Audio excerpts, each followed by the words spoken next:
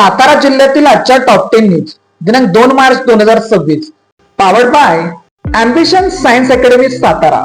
Scientific way of success.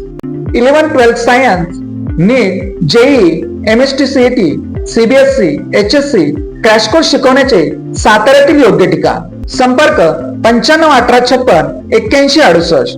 Jal Jeevan mission योजनेसाठी केंद्राकडून राज्याला निधी वितरित नाही. हजारो नळपाणी योजना अपूर्ण अवस्थेत. केंद्र व राज्य सरकारच्या संयुक्त विद्यमाने राज्यात राबवल्या जाणाऱ्या जलजीवन मिशन योजनेअंतर्गत राज्यात हजारो पाणी पुरवठा योजना सुरू आहेत. त्यापैकी अनेक योजना अपूर्ण अवस्थेत आहेत. जिल्ह्यातली काही परिस्थिती वेगळी नाही. केंद्राकडून निधी न आल्यामुळे अनेक गावे नळपाणी योजना व पाण्यापासून वंचित राहिले असल्याची कबुली राज्याच्या पाणी पुरवठा व स्वच्छता मंत्रालयाच्या वतीने विधानसभेत लेखी उत्तरात देण्यात आली आहे. स्मार्ट मीटरच्या नावाखाली लूट थांबवा अन्यथा आंदोलन. स्वप्नील गायकवाड. ग्रामीण ग्राहकांच्या घरांमध्ये कोणतीही पूर्वसूचना न देता बळजबरीने स्मार्टफोन बसवण्याचे काम महावितरणकडून सुरू आहे.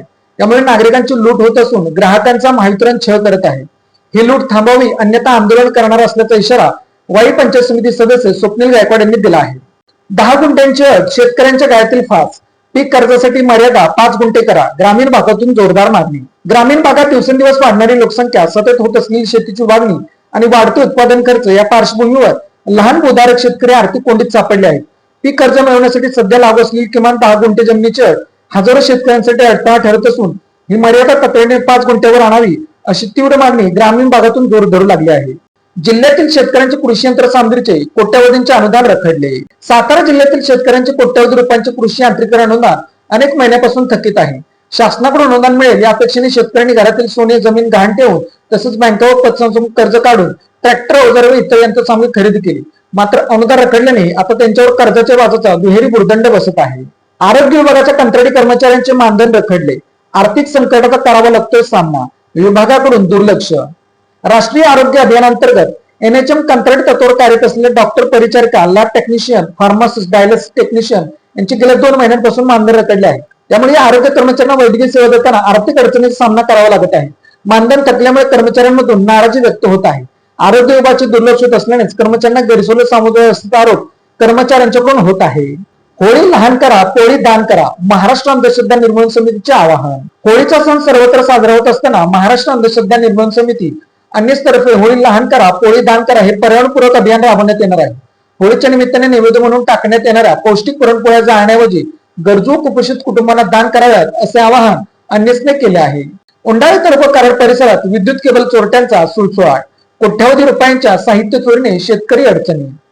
कराड दक्षिण विभागातील घोगा, उंडाळे, जिंती, आकाईवाडी, धारणोली विद्युत पंपाच्या केबल, विद्युत पंपाने शेतातील ठिबकसाठी बसवण्यात आलेले फिल्टर यासह शेती साहित्य चोरी करणारे टोळी सक्रिय झाले आहे. 8 ते 10 दिवसात सुमारे 1 कोटी रुपयांची साहित्याची चोरी या टोळीने केली आहे. मंगळवार रात्री घोगा व धरणावरील 13 ते 14, बुधवार रात्री उंडाळे धरणावर 12 ते 15 विद्युत पंपाच्या केबलची चोरी झाली आहे.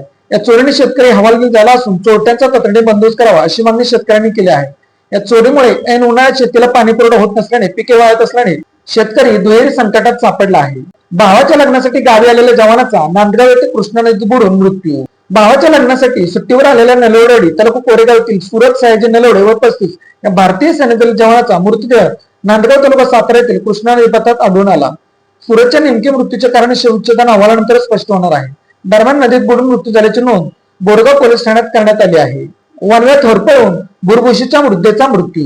कराड दक्षिणच्या डोंगरी भागात डोंगराला अज्ञातांनी लावलेल्या वनव्यात बुरबुशी तालुका कराड येथील कमल जगन्नाथ वाघमारे व 61 यांचा होरपळून मृत्यू झाला.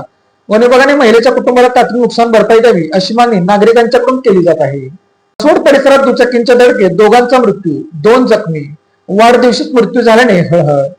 2 दुचाकींची समोरासमोर भीषण धडक होऊन झालेल्या अपघातात 2 तरुणांचा मृत्यू झाला तर 2 जखमी झाले. हर्षवर्धन शिरतडे वय 18 व स्वप्नील सुळे वय 18 अशी मृतांची नावे आहेत. स्वप्नील सुळे याचा अपघात दिवशीच वाढदिवस होता, त्यामुळे नागरिकांमधून हळहळ व्यक्त करण्यात येत आहे. Made in Satara bag. Satara शहरातील महिलांनी बनवलेल्या उत्तम प्रकारच्या बॅग. संपर्क 9594 415 115. Lalit tailors. Look good, feel good. शाळा, कॉलेज, विविध व्यवसाय या ठिकाणी लागणारे जॅकेट बनवून मिळवण्याचे योग्य ठिकाण पवई नाका सातारा. अशाच बातम्यांसाठी जिल्हा सातारा या यूट्यूब चॅनेलला सबस्क्राईब करा. व्हिडिओ आवडल्यास व्हिडिओ लाईक करा, व्हिडिओवर कमेंट करा आणि व्हिडिओ जास्तीत जास्त लोकांपर्यंत शेअर करा.